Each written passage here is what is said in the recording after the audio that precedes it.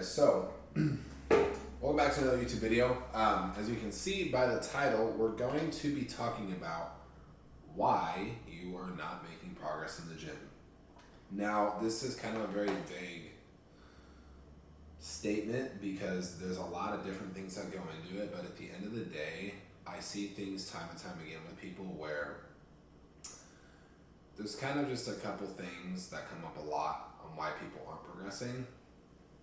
So I'm just going to kind of go over a couple key points in this video, telling you guys why you're not progressing, what you should change, what you should do to progress. And on top of that, if you guys still aren't making progress, hit me up for coaching. I will leave my link tree down below, my application to my link tree. As soon as you guys go to my link tree, there's an application there. You guys can fill it out. Super, super easy, and I'll be in contact with you guys about getting on a consultation call. Now, with that being said, the biggest thing I probably see nowadays is people not taking enough rest. I did the same thing when I first started working out. I tried working out 7 days a week and I was super sore, so I went to 6 days a week. I'd work out Monday through Saturday and have a Sunday rest day.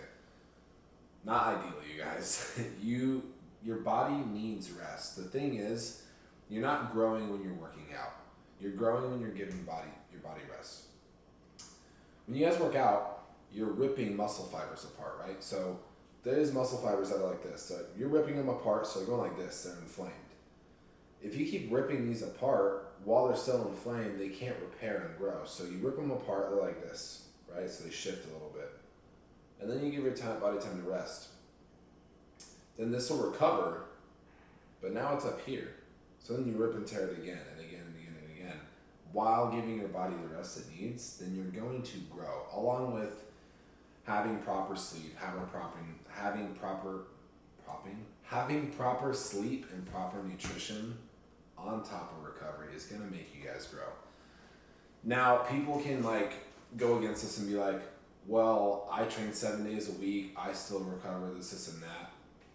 If you want to train 7 days a week, go ahead. But if you're looking to actually build lean muscle tissue, you want to get bigger, you want to see progress, even with weight loss clients too. Doing cardio every day, training every day, it's not going to make it go by faster. If anything, it's going to slow you down and it's going to regress eventually, and you're not going to be going in a forward direction, you're going to be going in a backward direction now. So with that being said, recovery is huge. Personally, for me, I would usually do 3 days on, 1 day off, 2 days on, 1 day off. I never train more than 3 days in a row. By the third day, I'm ready for a rest day. Lately, I've been doing 2 days on, 1 day off, and that usually works pretty well. So 1 week, I'll have 3 rest days. Another week, I'll have 2. So it's kind of a nice alternating schedule. But honestly, with that being said, you guys, as much as the gym is fun and all, I love the gym, it's you guys need to take your rest days. That's a big, big thing. On top of that is the food. Now, this is kind of where people, in my opinion, should look for coaches, because a lot of people aren't really familiar with what their body needs. Even advanced people, I know what my body needs, but it's nice to have a coach there that is going to keep me accountable for what I'm doing. So with that being said, nutrition is huge. And especially when you're trying to put on a good amount of size, I think people get afraid to eat because they think that they're going to get fat, and that's really not the case. Code DeMillo for Helomix. You guys get 20% off with free shipping. It's $19.95 for this boy with my code. You don't have to pay anything other than that.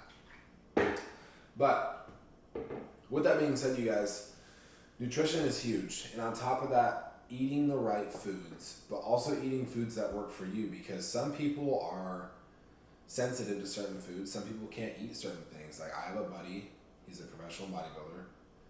Actually, Luke, owner of Iron Rebel, one of the owners, he is very sensitive to chicken, egg whites, and whey protein, which it's as a bodybuilder, that's a lot of the protein you intake. So he can only really eat steak and shrimp. Any poultry, any of that kind of stuff will mess up his stomach, and it's because he ate it for so long, he built up an intolerance to it. So it's also good to switch around your food sources, just because your body over time will build an intolerance. I had a little bit of a chicken intolerance for a little bit. I took it out, just ate red meat only. Now I put it back in. I seem to be okay, but you guys need to also take your bathroom trips into account.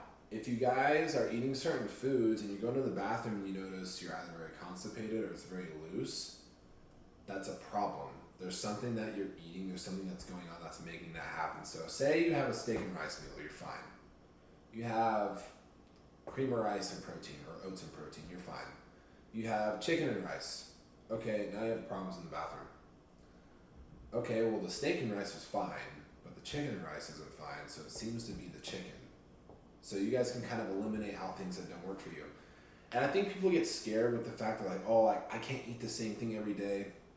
When you find foods that work for you, you find how to make them taste good, you honestly will eventually eat kind of like the same foods on a daily basis because you find what works for you, you find what you like, and you just make your food taste good. People think you have to eat boiled chicken breast and steak that's not seasoned. Like, that's not the case at all, you guys. I make steaks, I have air fried steaks, grilled steaks. I put all the seasoning on it that I want, and I make my food taste good. Because yes, at the end of the day, yeah, food is fuel, but you can't be eating bland food the rest of your life. No one wants to do that. It's just not gonna happen. So nutrition. You guys need to be eating enough to fuel your body. Now, different people have different needs, right? Me being 243 pounds, I'm not gonna need, I'm gonna need more food than a person that's 200 pounds, right? But also take metabolism into account. There might be a 200 pound person that they only need to eat 2,000 calories to grow. Versus there could be a 200 pound person that needs to eat 5,000 calories to grow. I'm a person where I have a pretty fast metabolism, so I do have to eat a lot. But with that being said to you guys, the food is going to help you recover as well. If you're not eating enough, you're not giving your body enough nutrients, you're not going to recover. So nutrition is huge. So we've covered recovery and nutrition. Or not recovery, training and nutrition. Well, kind of. Training, nutrition, recovery. Those are the three main things. Sleep, you guys, going into the recovery aspect. Sleep is huge. People are like, oh, I get 4 hours of sleep, 5 hours of sleep. I feel good. I've been doing this for years. That's not enough. Standard, minimum should be 6 hours. I think average 7 to 8 is probably the sweet spot you guys should be in. If you can get 9 hours, by all means, it's great. But sweet spot, 7 to 9 hours, 6 hours minimum. But I really push for my clients to get a good solid 8 hours of sleep. You guys will notice the biggest difference in your mood, just how you feel throughout the day. Again, your progress in the gym, you're probably going to lose more weight or gain more weight depending on what your goals are. But overall, you're just going to notice everything is going to kind of shift and you're going to be in a better headspace as well. If you got brain fog, you can't really think properly. Oh, I get 4 hours of sleep a night. Well, that's probably why. Sleep is huge. A lot of people neglect it. And I've come to learn, even as a coach, that sleep is a very big thing. People do not take it serious. Even when I onboard new people, I get new clients, tell them about their sleep. Oh yeah, I'll be fine. Down the line, they're like, why am I not making progress? I'm like, well, what's the one thing that you're not consistent on? Your sleep. All of a sudden, they start getting an extra 2-3 hours of sleep a night, and their weight is starts to drop. Because of the sleep. Sleep is so important, you guys. I cannot stress that enough with people. Sleep is everything at the end of the day. Sleep, when you're sick, what do to get better quicker? You sleep. If you're sick, you're going to be sleeping. You're going to try and get your fluids in. You're going to sleep. But the thing is, have you noticed when you get sick, why are you tired? Because your body's trying to recover. It's telling you to go to sleep so that it can repair and recover. This is why sleep's so important, you guys. Now, as far as the main points, those are kind of the key points to touch on is training, recovery with sleep, and nutrition. Now, guys, the thing is it's hard keeping yourself accountable without another person there, right? That's why if, say you're a husband or a wife, or a boyfriend or girlfriend, one of you guys, starts getting in the gym, starts making progress, seeing all this stuff, your other half is going to see that and be like, I want to do that. And then they're going to start doing it. And then you have each other to hold each other accountable for. If you're just a person by yourself and you try to get started on that stuff, it's really hard to have someone hold you accountable for what you're doing. So that is why I really do recommend a lot of people to get a coach. And the thing is too, is it's not a bad thing to have a coach. Like, for you to be like, yeah, I have a coach. Like, people have lifestyle mentors. They have business mentors. They have lifestyle coaches. Like, people have these other individuals in their life to help better their lives, because at the end of the day, you know, you're not feeling that great about yourself. You're out of shape. You want to get better. You want to feel good. You want to look good, especially too. That's all going to affect everything else in your life. If you're down about how you're feeling, you're going to go to work and you're not going to be in the best mood. You know, you're not going to be ambitious about what you're doing. But then you get in the gym, you get a coach, you get in the gym, you start losing weight, you see your abs coming in, you're getting compliments. You're probably going to be a lot more driven and ambitious about your job. Like, I need to make more sales, I need to do this, do that. So that's why I do think coaching is very important, even just for a normal, you know, someone working a 9 to 5 that just wants to lose a little bit of weight. And the thing is too, is setting different goals is good. So you set a goal of losing 10 pounds. You lose that 10 pounds, where do you want to go? A lot of people won't have an answer after that. Like, oh, I'm done with coaching. In my opinion, that's the worst thing you can do, unless you have a plan set of what you're going to do. Now, what I will tell people is, you know, have that goal, but then I talk with them after, and like, okay, well, let's set some new goals. You just lost 10 pounds, so what do you want to do now? Do you want to keep dropping a little bit more weight? Yeah, I think we could shoot for another 5 to 10. Okay, well, let's do that. Then you're going to get to a point where we're like, okay, I want to put on some size now. All right, we'll put on some tissue over a span of 6 months. Let's say we put on 5 good pounds of lean muscle. Obviously, as a natural, that's a lot. We do that, and then they're like, okay, I want to cut a little bit of extra body fat off. We'll do that. And over time, you know, you're building your physique of how you want to look, even just helping maintain, adjust certain things too. I have clients that are just macro clients only. They check in like twice a month. It's just a maintenance thing for them. And that's okay. Like, I think having that person there is very important. So if you guys are hesitant about coaching, or you're kind of on the fence, you don't know what to do, this is why I offer consultation calls, because I want to get on the call with the person before they sign up to talk anything through with them, whatever they have questions about. It's important for you guys to ask me questions, not just about my coaching, but about like what you want to do, especially too, because at the end of the day, I have my client's best interest in mind.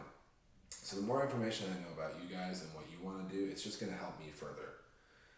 With that being said, like I said, if you guys do want to apply for coaching, it will be in the link in the description down below. It's very easy. You can put your name, your phone number, your email, and then there's a message box. You let me know what your goals are, what you want to do, what you want to accomplish.